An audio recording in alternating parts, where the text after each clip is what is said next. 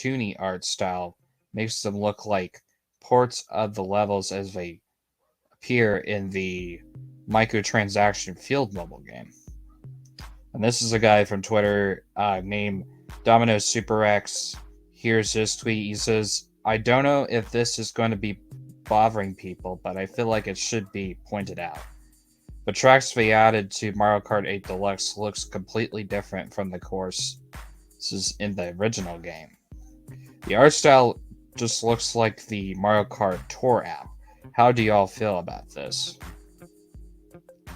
And then, yeah, it just goes from there. Written by Twitter. Here's another guy by Mercy Manife. He says, as I hyped as I am about the new Mario Kart 8 DLC, I'm really sad that the visual use of the tour art style, everything looks smooth and rubbery compared to 8's more realistic, fleshed out style. Then it just goes on from there, but this is from a subreddit from Mario Kart. It says, at the point I'm just happy we're getting any Mario Kart content, even if it doesn't look up to sniff, wrote one player. So I don't blame the guy. Here is another one by Reddit that says, am I crazy or am I the only one who prefers the more colorful style of the new track? And then Nintendo says porting the tracks as players are assuming and the final product will exactly be the same as what it was revealed in the yesterday's Nintendo Direct. But yeah, here are the pictures, how it will look in the Mario Kart 8 version compared to Mario Kart 7. I'm going to show it, get it a little closer. But yeah, there it is. That's what it's supposed to look like for this DLC, for the maps, how they actually would look compared to Shy Guy Falls and Shroom Ridge. But yeah, it just goes on from there. But what do you guys think of it? Do you guys kind of agree with the Mario Kart fans? Why they're upset and everything? Let me guys know. Also, as well, a new Star Wars prequel trilogy is specifically rumored to be coming out pretty soon. It's going to be rumored to be the Daisy Ridley prequel trilogy, basically. And I do have an article about it. So let me find it and then we'll discuss about it.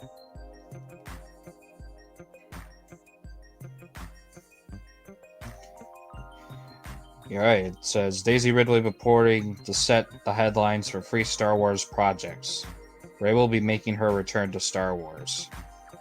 We all know for the fact that Disney's Star Wars prequel trilogy isn't held in high regards, but despite the films falling to hit the mark with the longtime fans and critics, it still made Lucasfilm over $4 billion at the box office during its run from 2015 to 2019, making it its massive financial trump of all things considered. Of course, we all know that the production company focuses is currently on the Mondoverse, but it's definitely a non-brainer that Star Wars will explore the future of the galaxy's post-sequels in the coming years. As for its lead protagonist, Rey, fans are under the impressions that The Rise of Skywalker was pretty much concluded that Daisy Ridley's tenures in the Star Wars franchise. While we haven't seen her much in the limelight as of late, rumors had it that for her return to the galaxy far, far away is definitely happening. According to a report of Giant Franken Robot, Ridley has signed a new deal with Lucasfilm that would see her being involved in at least 3 Star Wars projects. However, specifics about her rumored comeback have not been disclosed. The Rise of Skywalker may have been reserved as the culmination of the Skywalker saga, but the film itself ended in a massive cliffhanger. It seems to tease that Rey's journey is far from over, considering Star Wars is an ever-expanded franchise. It wouldn't be too far-fetched to think that Lucasfilm will actually explore the aftermath of the sequel, but I truly hope they learned their lesson. The entire Skywalker saga is available for streaming exclusively on Disney Plus. So yeah, what do you guys think of this? Do you think they're actually gonna make a Star Wars prequel basically on Daisy Ridley? It's not very surprising that they would do this, so I wouldn't be really surprised if they would do that. But yeah, start with the next one. Netflix would be removing. Here's the next one that we'll be talking about. Netflix will be removing Marvel shows. This is basically why, because Marvel's is a Disney Plus franchise now. So it wouldn't be surprising that Netflix would absolutely do this, because they always do this like Xbox Game Pass does it, where they keep a game for a while and then they get rid of it the next few months that it first comes out if it's a best-selling game on Xbox Game Pass. So it wouldn't be really surprising that Netflix would remove these Marvel shows from their library, because they're a Disney franchise, because Disney Plus owns it. So yeah. But yeah, Netflix is removing all its Marvel shows, including Daredevil and Jessica Jones.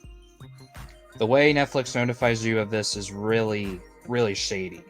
In 2015, Netflix debuted the March series Daredevil. In the few next years, Jessica Jones, Luke Cage, and other shows were introduced, all part of a greater MSU. However, beginning on March 1st, all of these Marvel and Netflix collaborations will be removed from the service. It has been confirmed that Netflix license for all the series mentioned above has ended. Rights have reverted to Disney. When playing one of these shows, the interest from Daredevil, Luke Cage, and Jessica Jones, and Iron Fist, and the Punisher, and the Defenders of all have a message indicated that they're leaving the streaming service for next month. What's bizarre about this is the way Netflix is revealing it to subscribers, which was first reported by What's on Netflix, collaborated by GameSpot. When starting to view any of those shows on certain profiles, departure date is displayed in the top left corner. However, it doesn't appear on the show's respective pages, nor is the top left message present for some viewers. The partnership between Marvel and Netflix lasted from 2015 to 2019, with the numerous seasons of Daredevil, Jessica Jones, and Luke Cage, and The Punisher being released. By 2019, every Netflix Marvel collaboration had been cancelled, with Jessica Jones Season 3 being the last release of June that year. A few months after the cancellation of these shows, Disney, Marvel's parent company, launched its own streaming service, Disney Plus, which we all know today. While nothing has been confirmed yet, it is possible all of these shows would be moved to Disney Plus or be placed in the Disney Vault for decades because they are Netflix's productions. Disney has been already in total has 2 things from Netflix TV shows. Villain Dunfro reprised his role as Winston Frick, the Kingpin in the Honkai limited series last year. Additionally, in December, Carly Cox respited his role as Matt Murdock in Spider-Man No Way Home. Maybe Disney is trying to bring the Netflix Marvel universe over to its own. So, what do you guys think of this? Do you guys probably will agree to this, that Netflix would remove these anytime soon because it's Marvel, because Marvel is part of Disney Plus's franchise. So it's crazy that Netflix is getting rid of all these Marvels, but the time comes when streaming services sign with different studios. So it's It's very different out there. So let's get on to the next topic here. Let's get on to the next one here. Also, as well, the Xbox Series X has massive upgrades. There were some big upgrades this week from the Xbox Series X. If you guys are planning on getting an Xbox Series X, you're going to be very proud of these new changes that the Xbox Series X upgrades. So, but here it is. Some Xbox Series X users have been surprised with the new upgrade. More specifically, Xbox insiders participate in the Alpha skip ahead. The beta rings have a new feature. For anyone not participating in Xbox Insider program, you're going to have to wait for the new upgrade, but it shouldn't be for very long. As for the upgrade itself, it's for audio files. In the audio department, the Xbox Series X has some great features, but it also has many shortcomings. Slowly but surely, Xbox has been redeeming these shortcomings. For example, recently, Xbox finally made it possible for Xbox players to enable an option that when headphones are plugged in, TV audio is automatically muted. Until recently, there was no such option. Fast forward, now a new Xbox Insider update has given participants a new audio setup screen that will give you the option to preview how various HDMI outputs make interacts with your audio setup. Before you look one in, the news coming the way of Eden Marley, an engineering lead at Xbox, who unfortunately didn't rely word of when this will release to the wider public. Hey Xbox Insiders, Alpha skip ahead. Beta rings now that they have a new audio setup screen that will let you preview how different HDMI output modes will behave with your audio setup before you select one, said Marley of a new upgrade. And we're going to pull up the tweet here, and we're going to react to it. So let me stop the music here. And then we're going to react to it. But yeah, we're going to screen share it in a minute. So I got to pull up the tweet. And then we're going to react to it on our podcast. How the sounds work and everything for your Xbox Series X.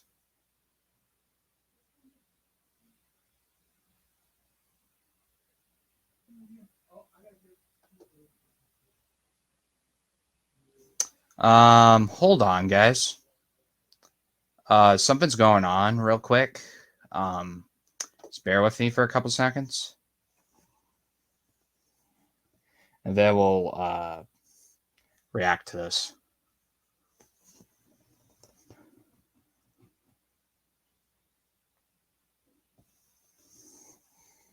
But yeah, hold on, guys. Something's going on real quick. It's something going on real quick.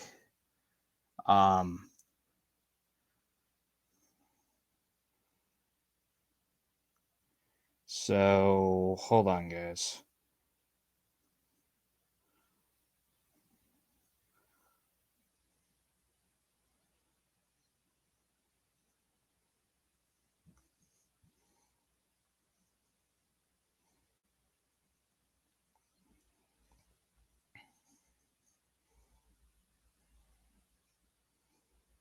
But yeah, something's going on real quick. Just bear with me, guys, for a couple minutes. I can't tell you what's going on because someone, I guess, is exposing me on Twitter. As soon as I pull up Twitter, I see something. So it's nothing too serious, but I guess someone's exposing me on Twitter. It's just to make me look bad. So I don't know what's going on.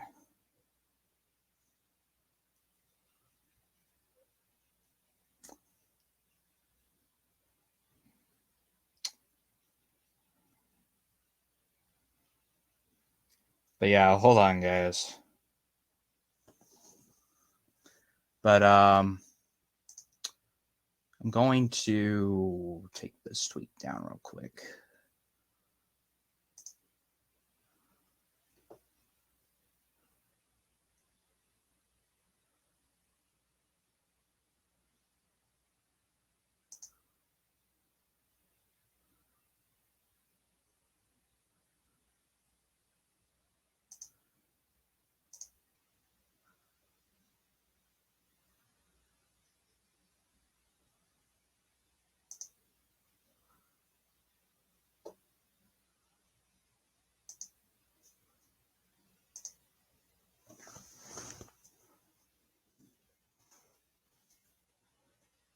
Yeah, hold on, guys. Before I share this, I want to reporting something quick.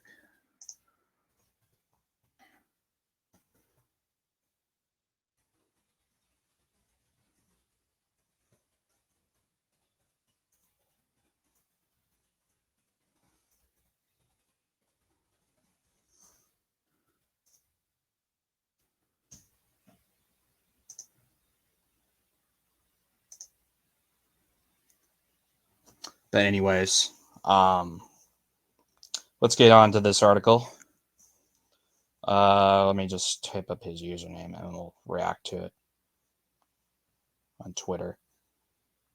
So, I gotta find it. Oh, come on.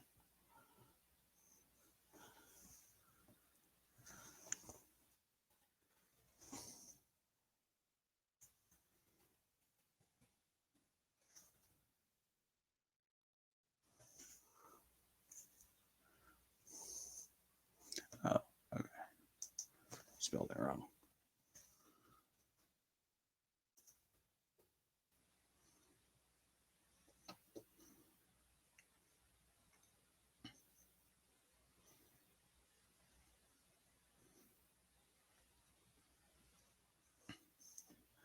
Just trying to find the tweet real quick. So there's a, oh yeah, here it is. But yeah, here's the, we're gonna react to it. So, we're going to react to it.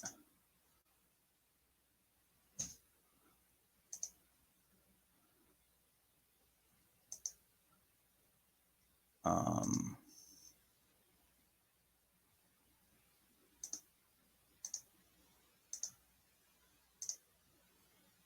yeah. Make sure it's actually working real quick. Okay. But anyways, we're gonna react to it. Pause it real quick. And we're gonna react to it right here. Let me make sure my okay. Okay, let's react to it.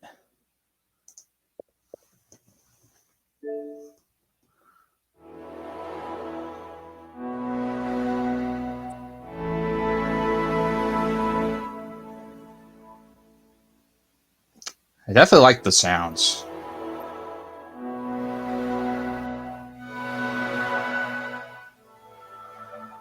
It's very interesting, isn't it?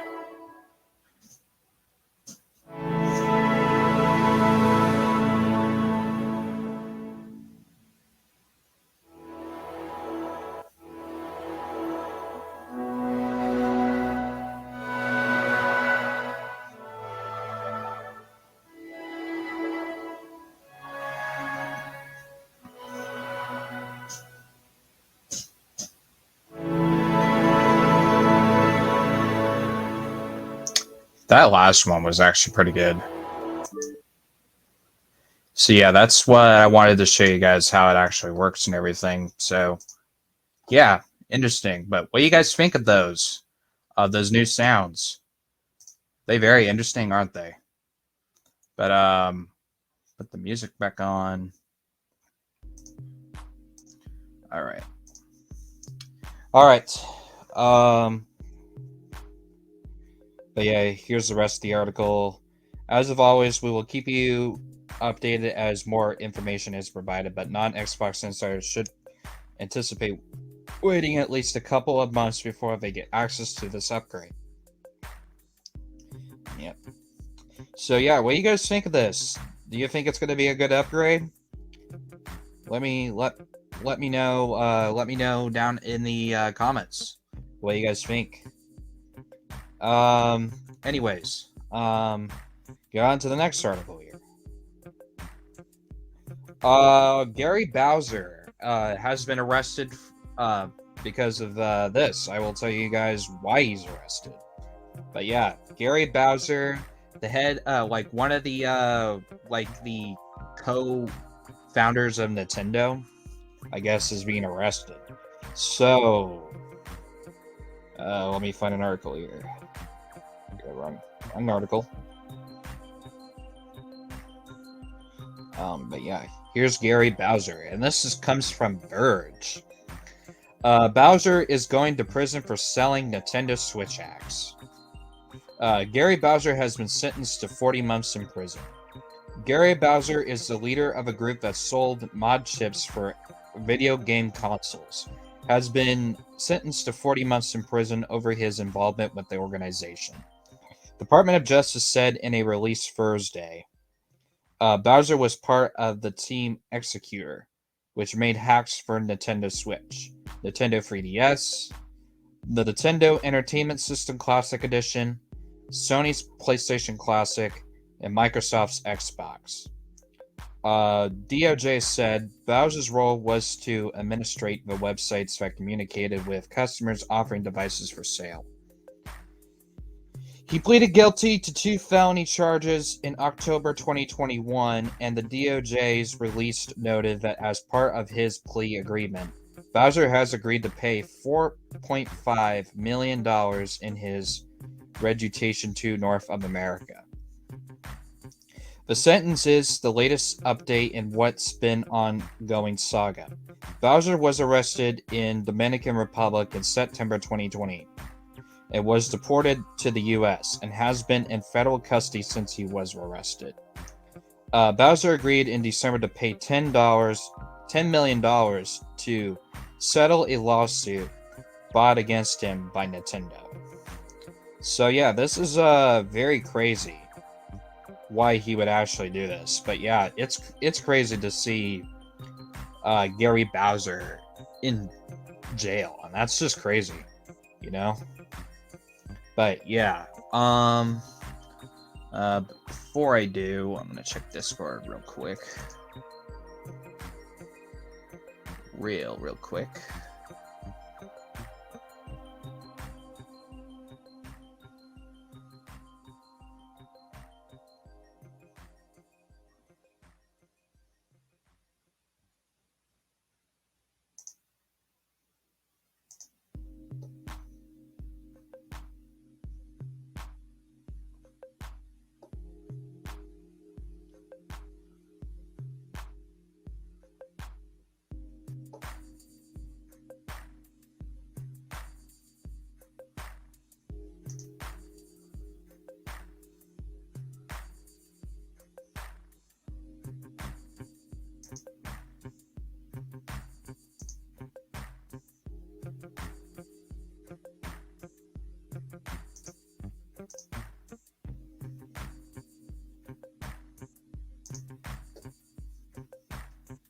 But hold on, guys.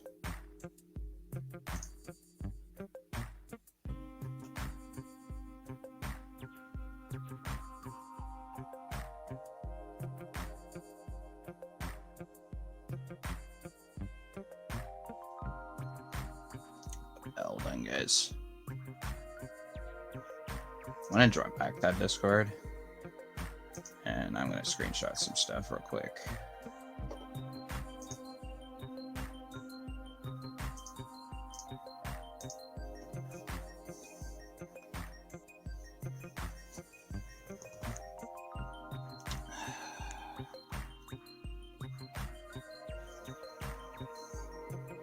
But yeah, sorry guys if I'm doing something right now, interrupting the podcast right now, but something's going on. So I'm just trying to share this.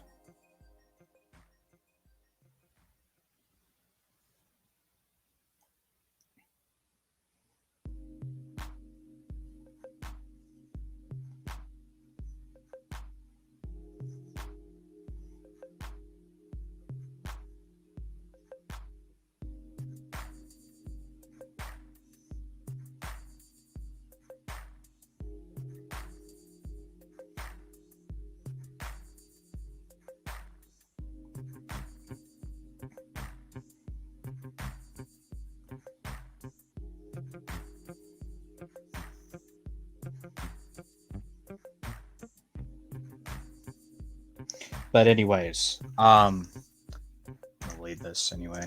This Discord.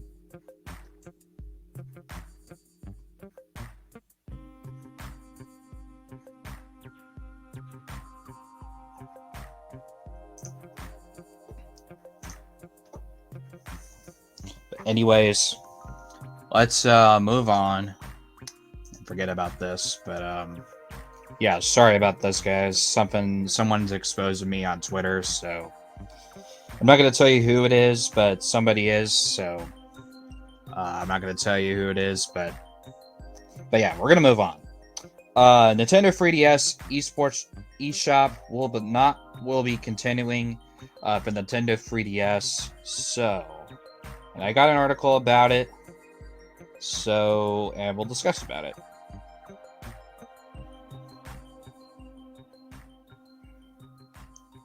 Nintendo 3DS eShop is being discontinued in March 2023 with no plans to preserve titles. The Wii U eShop is also closed. The Nintendo 3DS and the Wii U eShop is being discontinued permanently as of March of 2023. The news was announced that last night. Tweet from the official Nintendo America Twitter account. The change means you've got just 1 year to make any digital purchases for the 3DS, the Wii U versions of the eShop, before the storefront is discontinued and purchase will forever be disabled. So, yeah. This means after this date, the only games we'll be able to purchase for either the Nintendo 3DS or Wii U will be physically copies of games. You won't be able to simply hope onto your 3DS and purchase The Legends of Zelda Ocarina of Time 3D, for example, or any other games. This announcement has understandably been met with criticism from Nintendo's players. While some are simply bemoaning the fact that their 3DS and Wii U consoles will now be designed to gather dust, and others are concerned about what this means for the game preservation going forward. The fact that many Nintendo greatest titles will now be confined to physical copies. Nintendo posted on FAQ about the changes along of its announcement, the original version of the documents. The company bestowed the questions, does Nintendo have any obligations to preserve its classic games? To which it answers, it allows players to access some of the games via Nintendo Switch Online, the Nintendo Entertainment System, the Super Nintendo Entertainment System, and Nintendo 64 games. It started that beyond that growing list of around 150 titles, Nintendo currently has no plans to offer classic content any other way. However, there's hope yet that Nintendo revealed that even after March 2023, you will be able to re-download these previously purchased games as well as DLC, software updates on both the 3DS and the Wii U. Of course, Nintendo could decide to walk back this feature at any point. So it's easy to say why game preservationists are more than a little concerned at the news. So, yeah. So, Anyways.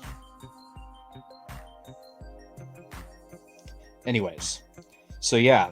What do you guys think of that? Is it actually going to be a very interesting feature? Let me know.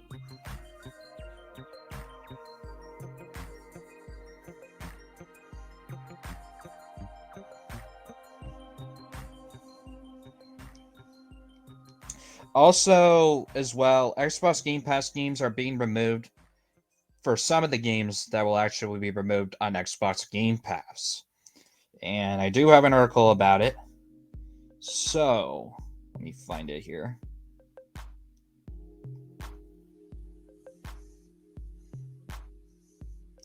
So, yeah, here are the games that are actually leaving Xbox Game Pass by the end of the month and into next month, confirmed.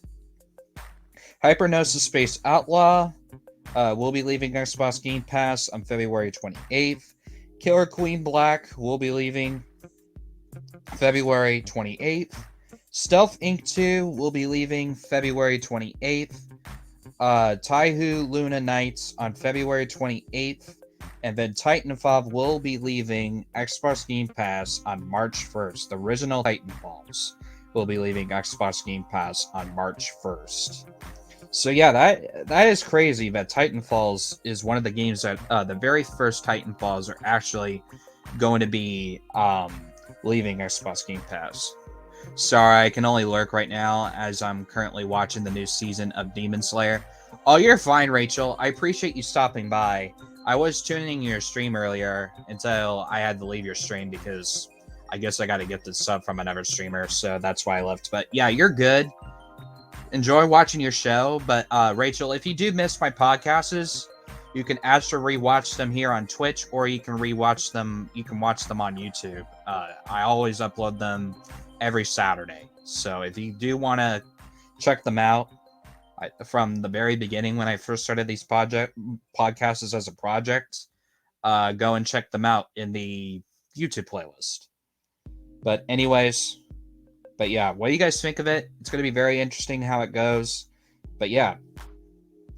Also, Natalie Decker has announced her 2022 ride that she will be driving with for this year. And I do have an article about it. So let me find it real quick. But first, before I go look up this article real quick, I gotta go use the restroom, so I'm gonna run the music while I'm away. So I have to go to the bathroom. So I will be right back.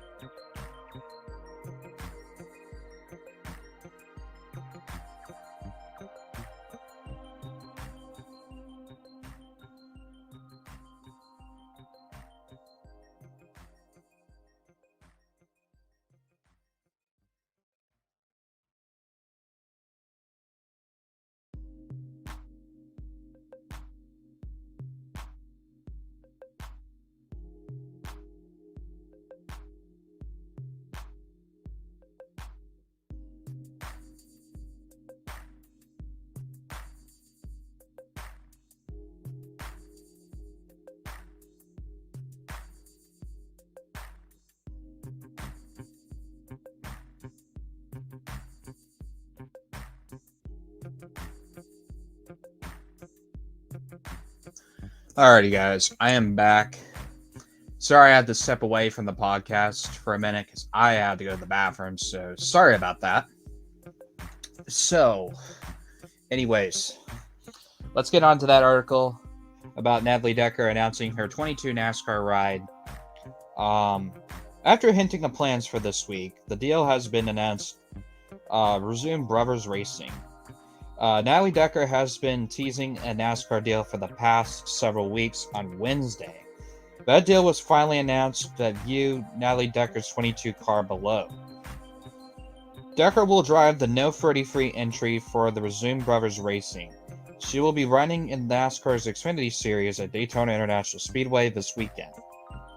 And Natalie Decker put this: I'm so thankful and so excited to be racing with Resumed Brothers Racing.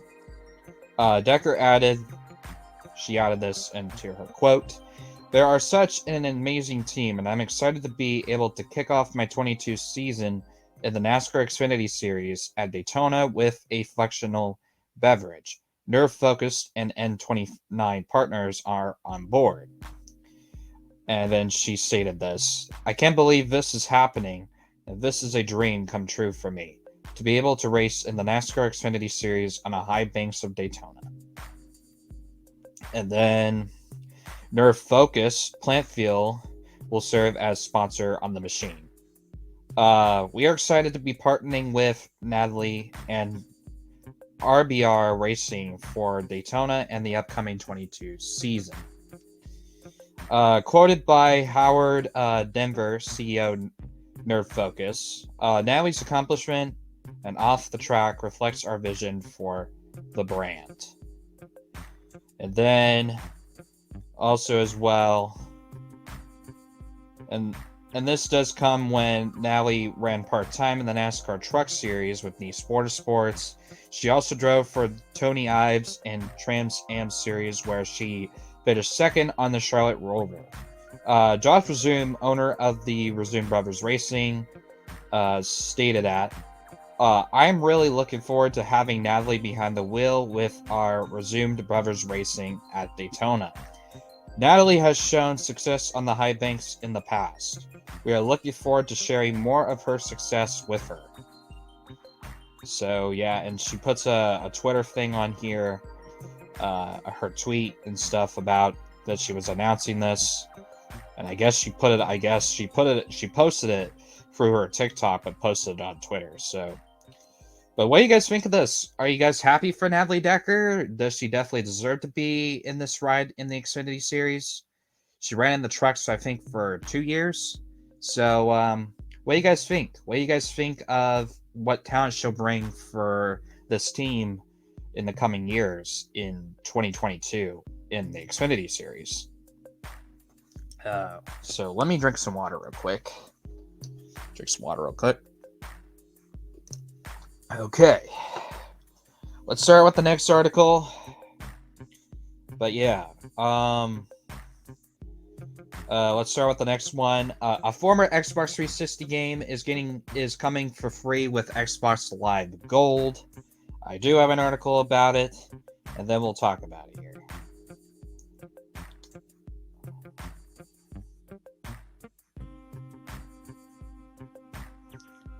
So here we go. A former Xbox 360 exclusive free for a limited time. A popular and former Xbox 360 exclusive is free for a limited time on Xbox One, Xbox One X, Xbox Series X, Xbox Series S. If you still have one on the Xbox 362, what's the catch? Well, offered limited to Xbox Live Gold subscribers. However, the free game isn't through games with Gold. It's unclear why the game has been made free for Xbox Live Gold subscribers. We don't know how long it's free for, but at the moment of publishing, all subscribers can download it for free of charge. Play it as much or as little as they want, as long as they maintain an active subscription. As for free game, it was released back in 2011 as an Xbox 360 exclusive, or more, specifically as an Xbox Live Gold arcade exclusive. The game in question is Missplosion Man, a sequel in 2009. Missplosion Man was one of the most popular Xbox Live arcade games. Like its predecessor, was developed by Twist Pixel Games and published by Microsoft. At the time of its release, it has earned 82 on Metacritic since its release on some of its ISO, Nintendo Switch, and PC. Below, you can read more about the game and checking out the trailer for the game. So, yep, just talks about it, how it goes. But Explosion Man is basically a 50-level single-player game with a separate 50-level co-op multiplayer campaign, expanded map features, tons of unlockable ghost replays, and countless of other improvements to make this the defensive edition for any Explosion connoisseur. And Xbox Live Gold is available on all modern consoles. 12-month subscription can lead to $60. Yep. Which I've been doing the Xbox Live Gold for a while before I switched over to Xbox Game Pass. So, Ultimate. So, I have Gold there. So, I still will have access to the online. So, what do you guys think of that? Do you like how this Xbox 360 game is going to do for the Xbox Live Gold members? What do you guys think of it? Is it going to be actually good? Is it going to be bad? Let me guys know down in the comments. But anyways, let's get on to the next article here. Let's talk about it. Also, as well, Twitch bans have still been flying over on Twitch. It's still been a thing ever since.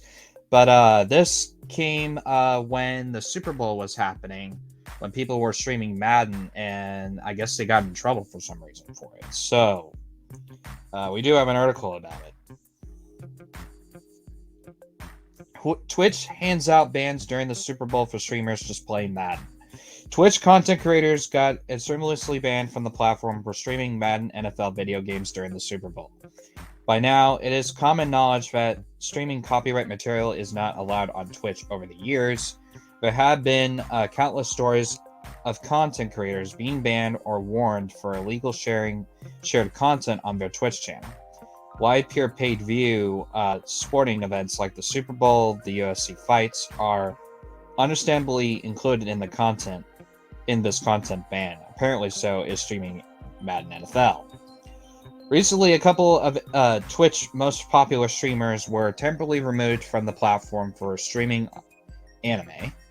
And of course, it just talks about the whole thing between the two streamers getting banned, which I'm not going to discuss that because it's a TS terms of service thing, so I'm not going to discuss about it. And I think Twitch wouldn't be comfortable of me saying that. So, yeah. Many Twitch streamers decided again to test the efficiency of the platform's ban hammer on February 13th during the Super Bowl. A number of people